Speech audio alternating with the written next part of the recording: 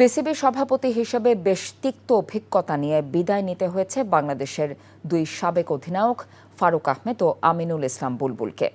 3 মাস মেয়াদী অ্যাডহক কমিটির সভাপতি হিসেবে আরেক সাবেক অধিনায়ক তামিম দায়িত্ব পেলেও লম্বা সময়ের জন্য তাকে বোর্ডে দেখতে চান খালেদ মাহমুদ সুজন।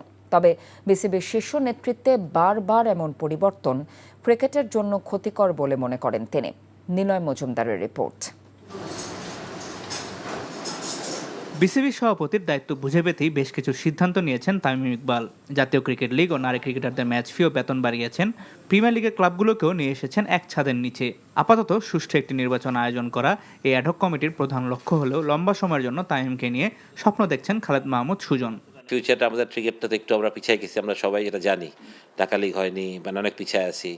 তো ওই জায়গাগুলোকে আমরা কী তাড়াতাড়ি রিকভারি করতে পারি, তাড়াতাড়ি করতে পারে, বা আমরা ভবিষ্যৎ ক্রিকেটটাকে কীভাবে আর একটু সাজাতে পারি। যেহেতু আমি অনেক এক্সাইটেড, ডেফিনেটলি অনেক কিছু ভালো কিছু করতে যাবো। আই বিলিভ যে we are a very good president. এখন আমার মনে হয় যে তামিম আশা করি যে বাংলাদেশ ক্রিকেটকে অনেক দূর নিয়ে যাবে। সত্যি কথা, যেগুলো কাজ আমরা এতদিন মানে মুখে মুখে বলছি কিন্তু করি নাই, যেগুলো তামিম করে দেখাবে, আমি বিশ্বাস করি এটাই।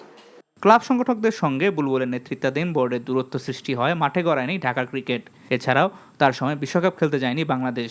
সভাপতি হিসাবে আমিনুল ইসলাম বুলবুলের ব্যর্থতার তালিকাটা বেশ লম্বা বলে মনে করেন বাংলাদেশের সাবেক অধিনায়ক। মানে অনেকে বলতো বাংলাদেশ ক্রিকেট বোর্ডে মধু আছে। আসলে আমরা কোনদিন মধু দেখিও নাই, মধু চাখিও নাই আসলে। কিন্তু এখন মনে হয় যে আসলেও মধু আছে। মানে 20-21 মাস যেভাবে বোর্ড কাদা ছোড়াছুড়ি হয়েছে, জায়গা দখলের লড়াই চলেছে, মানে নির্লজ্জের মতন হয়েছে আসলে, সত্যি কথা বলতে। এভাবে আমি কোনো সময় দেখি নাই।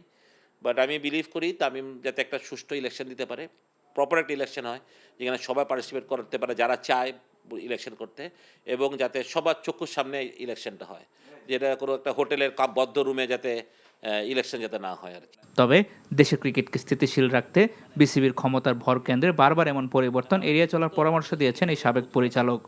Niloy Majumdar, NTV news, Dhaka.